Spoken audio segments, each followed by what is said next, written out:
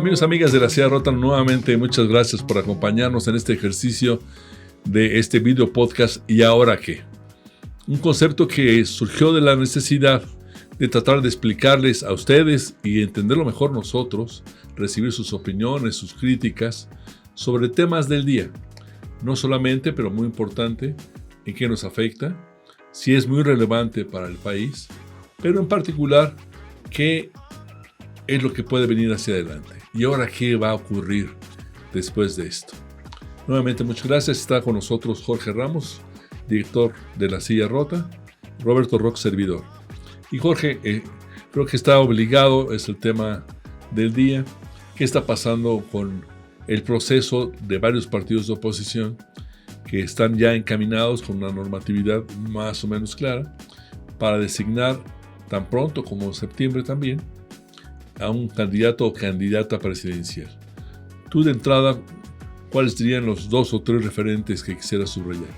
Sí, muchas gracias por vernos y escucharnos. Mira, yo creo que en el caso de la oposición, la irrupción de Xóchitl Gálvez, la senadora hidalguense, de origen indígena, ella misma asumida como una mujer indígena, una mujer además con una trayectoria profesional a la par de la política, una trayectoria profesional como empresaria, como emprendedora, y bueno, es defensora de las causas indígenas, ¿no? De hecho, por eso la invita Vicente Fox en su inicio de sexenio a formar parte de su equipo. Entonces, la irrupción de ella, que el Financial Times destaca ya con una entrevista a Xóchitl Gálvez, este medio londinense, que señala como un personaje inesperado que irrumpe, ¿no?, en la escena política. Ellos la describen los anglosajones utilizan mucho este concepto de outsider, ¿no? Un personaje que viene de los márgenes de la política, que está como fuera, pues, que no está sujeto a las normas, al perfil tradicional. Así es, del perfil tradicional de los políticos, así la describen. Pero tú coincides con el Financial Times en el sentido de que realmente pone en peligro la estrategia del presidente López Obrador para que Morena y su modelo político se preserven más allá de 2024. Xóchitl Gálvez, y ya nos estamos adelantando, pero después de todos los ataques de López Obrador a la senadora Xóchitl Gálvez, dará la impresión por parte de todos los actores implicados de que efectivamente es ella la que debe ser la candidata. Pero ¿tú crees que ella y la oposición, en las condiciones en que está, pone en peligro el proyecto López Obrador? Yo creo que sí le hace mucho ruido. Sí hay temor en las filas de la autodenominada 4T. El presidente de la República estaba arremetiendo en contra de Xóchitl. También los grupos afines, ¿no? E incluso cartonistas con años ya en el oficio, señalando cuestiones francamente insultantes, ¿no?, en contra de Xóchitl. Pero además de eso, en las redes sociales, ¿no? Sí. Los grupos vinculados al cuatroteísmo. Ya es la... Muy, muy, muy duro. Entonces, sí están preocupados. Yo creo que sí es ella. Porque además no estaba en el escenario. Ella se perfilaba para la Ciudad de México, ¿no?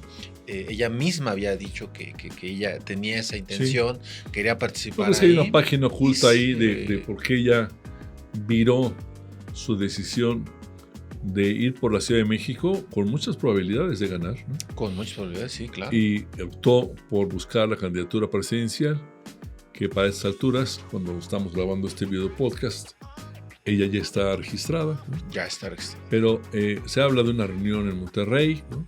Se habla de una reunión de personajes muy influyentes. A mí me parece que es una caricatura lo que hace López Obrador, con que Claudia X González manda en todo el país. Bueno, el presidente dice que, primero dice que es el jefe de todos y luego dice que es el gerente, pero bueno. Pero bueno, a reserva de que alguna vez se aclarará ese episodio, ese capítulo en el proceso de decisión de Xóchitl Gálvez, va avanzando hacia allá. Fíjate que a mí me recuerda mucho a Vicente Fox, en 2 sentidos. El primero que es alguien que no está pidiéndole permiso a los partidos para colarse hasta la candidatura presidencial. Pero él inició muy prematuramente, ¿no? Aunque como que no le daban crédito, ¿no? Decían, sí, este hombre a ella le ha costado trabajo casi históricamente cruzar por todas las aduanas de los partidos políticos. Pero para los partidos como están en este momento, ¿no? Yo quiero ver quién es el valiente que diga, no, una candidata competitiva, tengo que verlo, tengo que analizarlo y a ver cómo funciona. Yo creo que ella los va a rebasar y que ellos tendrán que asumir que esa es una realidad incontrastable y que no se puede modificar. Así ocurrió con Fox. Así ocurrió con Fox. Fox desde los mediados de los 90, ya muy claramente en 97, cuando Felipe Calderón, por cierto, era presidente del PAN, caminó muy en línea recta. Felipe hacía declaraciones en el sentido de que, bueno, Fox primero tiene que decidir si es militante del PAN o no es militante del PAN. Probablemente Fox llegó caminando a la candidatura presidencial. Y otra característica propia de Fox es que asumíamos los ciudadanos que era muy probable que ganara. Creo que el que más tenía dudas era el propio Fox sobre si iba a ganar o no. Pero muchos ciudadanos asumíamos que podía ganar y nos daba contento con eso. Era una candidatura alegre, es una candidatura que no amenazaba a nadie, que no buscaba revanchas con nadie, ¿no? Y cuando llegó Fox fue una fiesta por el cambio mismo después de no sé cuántos años de partido único en el país, 70 y tantos años, y era un festival, no por parte de quienes coincidían o no con la línea ideológica del PAN o de esa corriente, sino por el hecho de marcar historia de yo saqué al PRI de los pinos, ¿no? Y vamos a hacer una cosa diferente. Que lo haya intentado razonablemente y que lo haya logrado, o si frustró las expectativas que despertó, es otro tema. Pero a mí me llama mucho la atención estas dos coincidencias. Dame tu opinión sobre Xóchitl Gálvez como una casi virtual candidata, por lo menos la más visible. ¿A quién le hace daño más? ¿A la candidata Claudia Sheinbaum o al candidato Marcelo Ebrard, que uno diría, entre ellos va a estar la definición de la postulación de Morena para la presidencia en el 2024? ¿Cómo se lee? ¿Cómo hay que leer la presidencia de Xóchitl? ¿Afecta esto el proceso hacia dentro de Morena? ¿O tú piensas que no? ¿Puede hacer recapacitar al presidente en un sentido o en otro? ¿Reforzar su decisión aparente de que Claudia Sheinbaum debe ser la candidata? ¿O decir, híjole, entre mujeres esto va a acabar mal, mejor pongo un hombre? Yo tengo la impresión de que el presidente se va a mantener en su postura. No creo que vaya a virar. No es un hombre que gire mucho, ¿no? No es un hombre que gire mucho. Él se aferra al volante y hasta donde tope. Voy derecho, no me quito. Yo creo que lo va a mantener. Pero yo creo que sí le complica las cosas. Ahora, yo creo que se adelantó mucho el proceso. ¿En Morena y sus aliados o en la oposición? En Morena. Y ellos estaban en la lógica de, bueno, pues la oposición están hechos bolas, el PRI se está desgarrando internamente, están quedando pedazos de ese partido, un liderazgo muy cuestionado. Yo no sé ¿tú lo ves como un proceso independiente, Jorge? ¿O lo ves como parte de la coyuntura? El PRI efectivamente se está despedazando. Exacto, pero el observador el pensaba... PRD cada vez significa menos. Exacto, pero el observador pensaba que estaban en esa tesitura. Sí. Muy jodido el PRI, el PRD prácticamente desaparecido, el PAN, la oposición más o menos articulada, pero también con algunos tropiezos de Vilona. Y decían, vean sus nombres, había ahí una decena de nombres. Y de repente de una semana a la otra, finalmente se les cuela una mujer. Un solo nombre y una mujer. Así es. Y es donde empiezan a crujir. Y yo creo que sí, ahí cambió el escenario. Entonces, yo sí creo que el presidente se va a mantener en su decisión, pero se van a complicar las cosas. Yo no sé si a Xóchitl le puede alcanzar para ganar. Pero tan solo en el 21 nos tocó ver varios casos de candidatos muy experimentados, que pasó aquí en la Ciudad de México, con mucha experiencia, con una capacidad de movilización impresionante, y fueron arrasados en la ciudad. Entonces, aguas, porque puede ser que Morena esté muy confiada. Ya tenemos 20 y tantos gobernadores. Pues tenemos un perfil muy sólido, va a ser un perfil ganador. Claro. Y de repente un desdoblamiento de la gente que diga, pues, es correcto. No Entonces, más. Yo creo que ahí está el riesgo. Son muchos meses que quedan en el ínter de septiembre a y habremos marzo. Que ver, veremos todavía muchas cosas, Jorge, pero sí, totalmente. Si la elección fuera hoy, ¿qué crees que pasaría? Yo creo que ganaría Claudia, pero con un margen complicado. Cerrado. Sí, con un margen muy complicado. Y obviamente eso también impacta en las gubernaturas. Yo considero que ganaría la fórmula que designara Morena. Yo creo que López Obrador va con el rumbo muy claro hacia Claudia Sheinbaum hasta este momento. Pero tal vez esto sea otra faceta. Marcelo Ebrard da una entrevista donde dice que si le hacen una canallada en Morena, se va a salir. No sé si para dejar su militancia, que nunca me haya quedado clara, o para ser candidato por otro partido. Cuando tú dices, lo escuchas a Ebrard decir eso, pues tú te preguntas cómo este podcast, ¿y ahora qué? ¿Y ahora qué? Exactamente. Yo sigo sosteniendo que el caso de Marcelo no va a ocurrir tal cosa. Ya llevan un rato en el proceso con las reglas acordadas, en fin, a estas alturas del partido ya es un poco tarde para decir, me estás haciendo una canallada. Y él no puede decir después de la encuesta que no está de acuerdo, porque con esas reglas se concursó y se firmó. Así es. Y ya llevan semanas con el proceso, ¿no? Entonces, sí. Y es para que ya se haya dado cuenta, ¿no?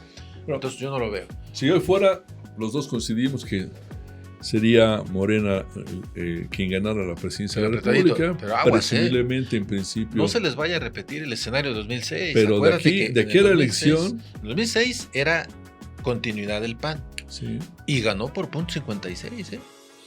Entonces, aguas con Morena porque puede ganar por .56 en el 24, ¿eh? Sí, y esa sería otra pregunta.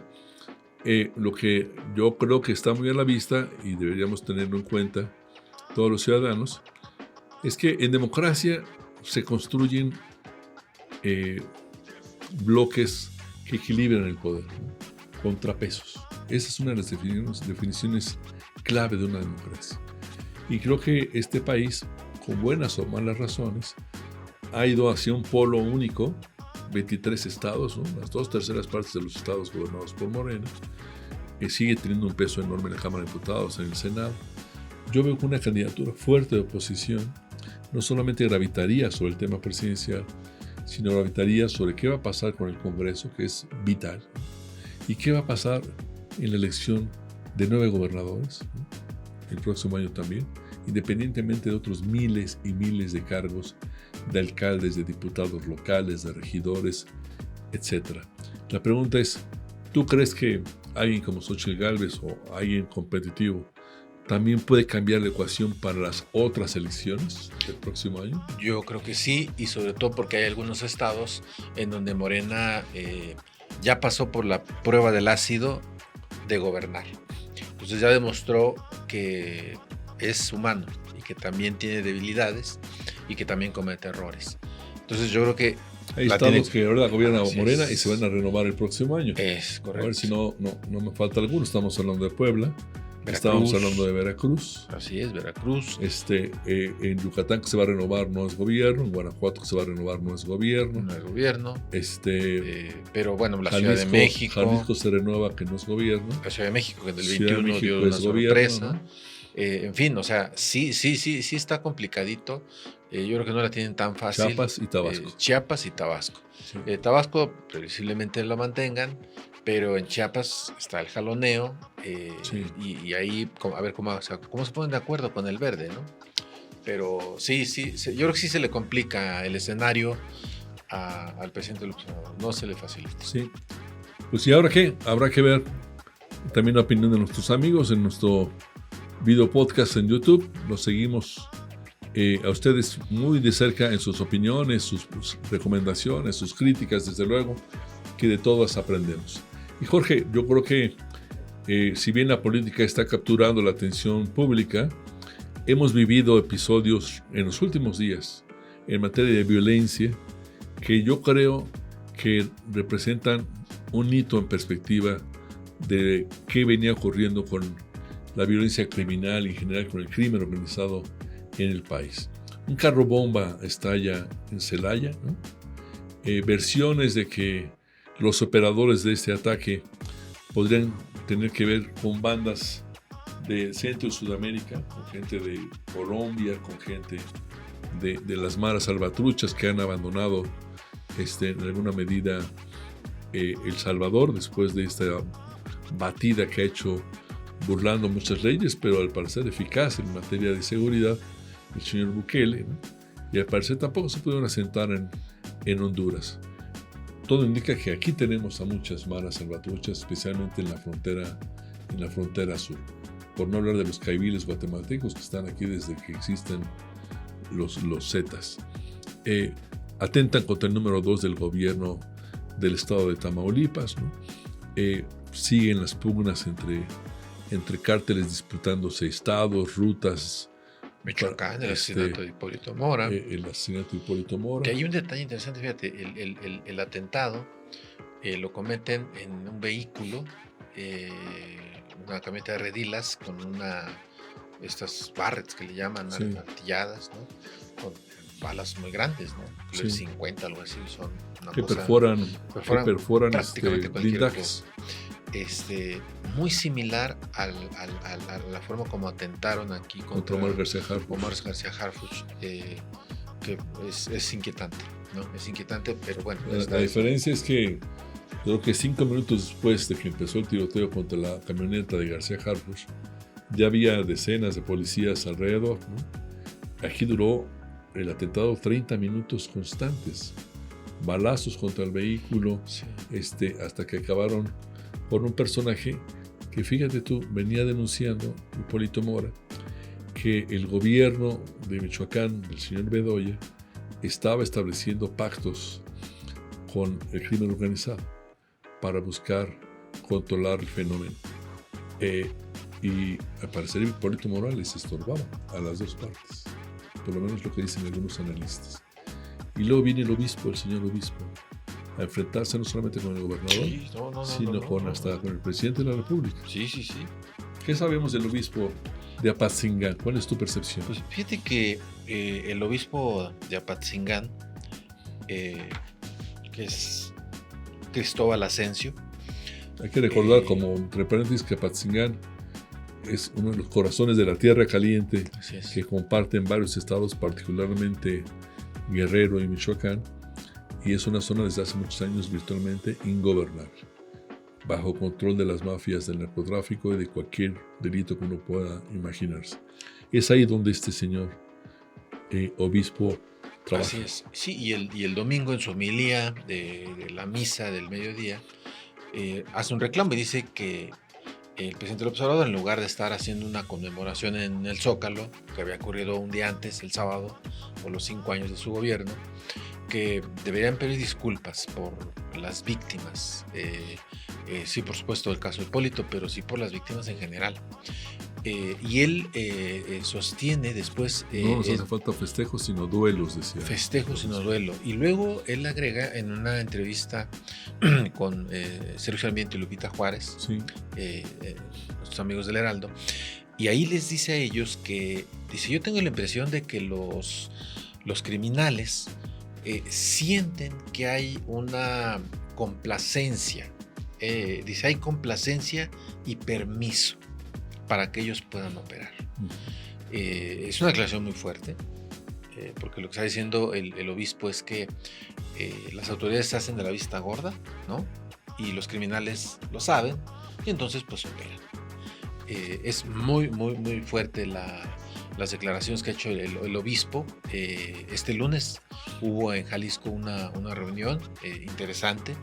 Estuvieron los líderes de Coparmex, de Canaco, con Camín, pero estuvieron ahí el presidente de la Conferencia del Episcopado Mexicano, el secretario general del Episcopado Mexicano, obispos, estuvo este mismo obispo también de Apatzingán, es decir, hubo muchos obispos ahí para ver un tema, la inseguridad.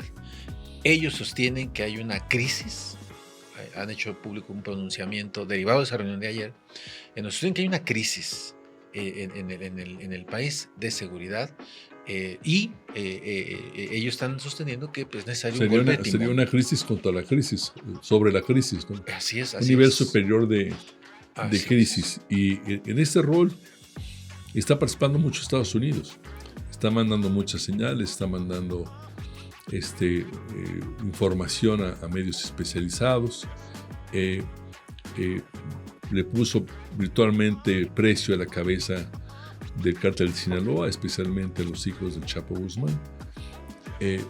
Es un fenómeno muy complejo. Quien quiera decir que lo conoce a fondo es muy difícil. Se han empezado a publicar informaciones tanto en México como en Estados Unidos, en el sentido de que los narcotraficantes, para buscar no ser extraditados a Estados Unidos por la presión de Washington, estarían dispuestos a dejar de comerciar, de traficar con fentanilo, que se retraigan de ese comercio, ¿no? Y empieza a haber ejecuciones en Sinaloa. Al parecer es una iniciativa inicialmente del cártel de Sinaloa, que todavía dirige Ismael El Mayo Zambada, un señor que ahorita debe tener 70 y algo, ¿no? Pero resulta que ha habido ejecuciones en Sinaloa de personas que son ejecutadas y les avientan el rostro del cadáver o en el cuerpo bolsas con fentanilo, como diciendo, por esto fue, ¿no? Entonces es un elemento adicional que no hace más que enrarecer más el ambiente. Habría que ver cómo se procesa esto. Está muy a la vista que esto sea un tema toral para México, que nos afecta a todos, porque no es cierto esto de que los narcos se matan entre sí. Nadie sabe cuándo en un juego cruzado, por confundir a alguien, han matado a estudiantes saliendo de las escuelas, a mujeres en el supermercado, balas perdidas, o no sé. Y aparte, pues es un fenómeno que captura a nuestros jóvenes de manera muy acelerada y construye una cultura en los propios jóvenes, hombres y mujeres, la cultura buchona, que nos provoca que perdamos a una generación de jóvenes, a varias generaciones. ¿Qué va a pasar, Jorge? Yo lo que creo es que efectivamente estamos en una crisis muy grave. El número de muertos ya supera a cualquier otro sexenio. Sí, junio, al cierre de junio fue el más violento. El más violento. Desde que existen registros. Y yo creo que la situación se va a agravar. Lo preocupante es que vienen elecciones y son casi 20,000 cargos que están en disputa. Y cuando hay ese nivel de cargos en disputa, se acelera también las fricciones. Así es, los acomodos, sobre todo porque van por piezas disputan a veces. Una plaza, disputan una colonia, ¿no? Así es. Entonces van por el regidor, van por el alcalde, por el diputado local, ¿no? Así es, para controlar al alcalde. Pero a veces es muy importante que los partidos se comprometan a que van a pasar por la prueba de ácido sus candidatos, lo cual no ha ocurrido con mucha frecuencia. No ha ocurrido con frecuencia, entonces yo creo que las cosas van a agravar. Dime una cosa, ¿y ahora qué? ¿Tú imaginas al candidato o candidata del gobierno, de Morena, del oficialismo, Claudia Sheinbaum, suponiendo, haciendo campaña primero en algunas zonas que no se mete ni el ejército? En Tamaulipas, pues en yo vi Michoacán. Ayer a Dan Augusto recorriendo tranquilamente Tamaulipas, tomándose fotos. Vengo aquí rumbo a Reynosa y me paré a tomarme este video y les mando un saludo y no sé qué tanto, como presumiendo de que yo sí puedo andar por cualquier lado y no pasa nada. Eso me supone un pacto de, oye, llévatela mientras yo esté aquí, o cualquier otra persona que no solamente Dan Augusto. Pues no quisiera pensar que alguno de sus asesores, que tiene algunas ramificaciones en Tamaulipas, pues pudiera facilitarle cosas para que él pueda caminar tranquilamente, porque horas antes habían atentado contra el número 2 del gobierno de Tamaulipas. Y él andaba por la carretera tranquilamente por Tamaulipas. Yo creo que sí hay algo ahí. Y no solamente una inseguridad eventual, inminente, sobre los candidatos de todos los niveles, de todos los partidos, en general, sí. sino también muy cuesta arriba que, siendo candidato del oficialismo, él o la candidata de Morena, digan, es que vamos avanzando, es que no sé qué, y que en la esquina hay un tiroteo, o ejecuciones, o carros bomba, ¿no? Ese candidato, para tratar de convencer, necesita un clima un poco más tranquilo, que le permita decirle a la ciudadanía, ya ven, ahí vamos, aunque sea por 2 meses, Sí. pero ahí vamos. El otro día me llamó la atención, Epigmenio Ibarra le decía a Ciro en su programa de radio, Gómez Leiva, que dice, yo les voy a hacer un llamado a las corcholatas que le llaman, ¿no? Dice, uno, no se han pronunciado en el tema de la corrupción. ¿Qué van a hacer el tema de la corrupción? Dice, y otro que a mí me preocupa mucho, dice, es qué van a hacer con el tema de la seguridad. Dice, porque la tentación es muy grande, dice, para que alguien quiera decir, vámonos a los balazos. Entonces, a mí me llama la atención que un personaje que tiene esa ascendencia con el presidente, el observador, con la 4T, esté hablando de que los potenciales aspirantes de Morena no se vayan a querer salir de los abrazos. No salen una sola frase del discurso presidencial. Totalmente, ¿no? Sí. Hay que ver sus entrevistas. O repiten sus frases como propaganda, digamos. Hasta el tono. Hasta el tono, hasta los ademanes, ¿no? O se callan, citando al prócer, como momias, ¿no? Sobre cualquier otro tema que le pueda resultar incómodo al señor presidente. Es interesante. Pero ya siendo candidatos, esto no va a ser posible. Ya siendo candidatos, tienen que convencer a la gente, tienen que darle la cara a la gente, y si no, va a haber otro candidato o candidata ahí al lado que dice, esta señora o este señor está diciendo puras falsedades. En la repetición de frases, yo quiero ver quién es el que dice abrazos, no balazos. Quiero ver quién es el primero, la primera que lo dice. Vamos a ver. Yo también creo, y en el ¿y ahora qué?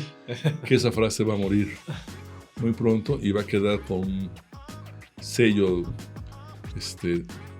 candente en la historia de este gobierno, ante muchísima gente lastimada, en su familia, en terrible, su persona, sí, etcétera, en una tragedia de la que no podemos salir. Jorge, muchas gracias. Al contrario, Roberto. Hasta la próxima, gracias. Amigos de La Silla Rota. Nos vemos aquí para platicar de ¿y ahora qué? Gracias. Gracias.